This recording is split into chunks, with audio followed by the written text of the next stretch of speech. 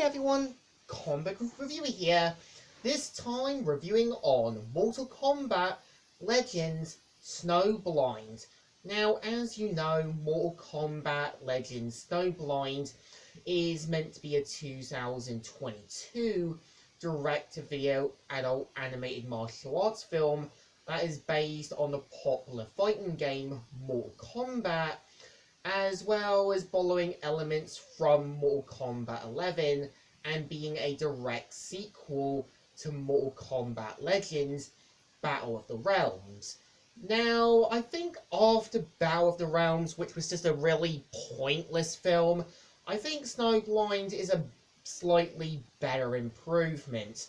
So, the premise of the film takes place decades after Shao Kahn's defeat. We kind of see how due to a certain unknown event that happened, which kind of led to the attack of undead revenants, we kind of see how the world has become more of a wasteland area, and we see how the Black Dragon clan with Kira, Cobra, also No Face, Tremor, and Jared, who are led by Kano, is taking any territory he wants. And we kind of see how, Kano is somehow brought back alive, which is kind of implied after Liu Kang separated the realms. Characters who did die were either brought back or were restored back to normal. And we kind of see how a sort of young but sort of cocky fighter, Kenji, is pretty much determined to prove himself, and we kind of see how Shang Tsung manipulates him into opening a well, which of course ends up with him going blind due to what happens with the spirits. And we kind of see how he is given the sword Sato and is helped train by a now much older Sub-Zero. And I think for the most part I would say I do agree with one of my fellow Davidian art friends, Textpool, that the film does follow a bit of elements from Old Man Logan, but also taking some inspiration from Mad Max. I think the point of Kenji, I would say, is meant to be a bit more cockier and different from what he was in past Mortal Kombat games. Like I said, I think the point of his appearance in Deadly Alliance was meant to kind of give this Snake Eyes-like feel.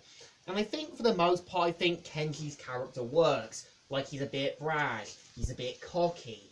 And I think the point of the much older Sub-Zero can see a lot of himself in him and wants to kind of prevent him from making any costly mistakes. And I think for the most part, I would say having the characters sort of be part of the Black Dragon clan does work, because keep in mind that Jared, Tremor were also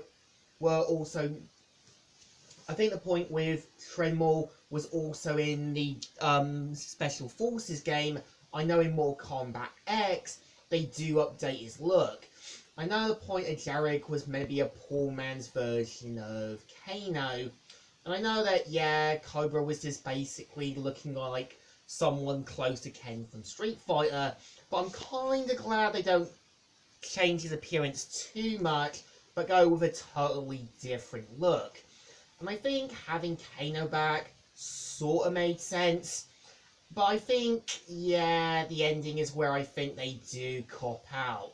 Like, I don't think you kind of need Kronika's hourglass.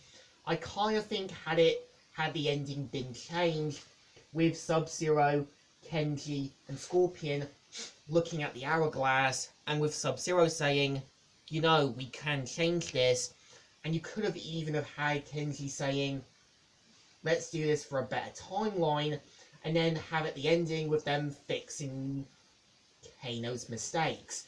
I think the film does suffer a bit from the ending.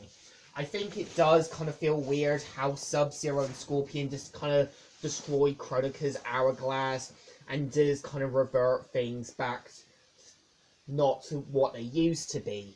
And I think had they went at the ending with them correct in the timeline and then have a surprise ending with a much younger Kenji being met by Sub-Zero in a sort of fixed timeline. This would have showed Sub-Zero willing to train him again, but under better circumstances. I think, yeah, Mortal Kombat Legends Snowblind is a slightly better improvement. Like, it does fix itself. And I think, despite the Old Man Logan and kind of Mad Max feel, I think it at least does what the Mortal Kombat games always do. Focus on a different fighter, different story, different setting, and a different premise. But I think the film still deserves a thumbs up. It's still better, still enjoyable, and fixes itself after the whole Battle of the Realms disaster. So, Comic Reviewer here, signing out.